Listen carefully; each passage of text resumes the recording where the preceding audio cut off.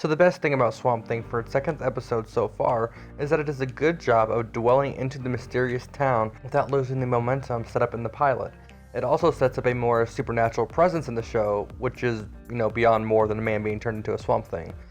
Madame Xanadu, who only had a brief appearance in the pilot, shows her power in force this episode by bringing alive something, which we can only assume is some version of the Sunderland's daughter, which I'm sure will come back around to Abby confronting it at some point, and it's going to make a really, really good episode, I hope. And instead of dragging out did the Sunderlands really have anything to do with the swamp episode, even though it was heavily implied in the first episode, they just confirm it right away. It's 100%, even if there wasn't any doubt at all. With the crux of this episode being Where's Susie, I'm curious if the rest of the contaminated individuals will have reactions similar to this going forward.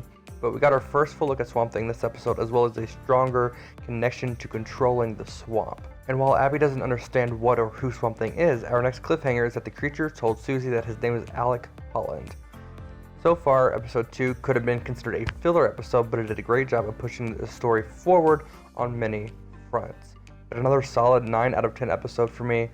But despite the show being cancelled, will you still watch it going forward?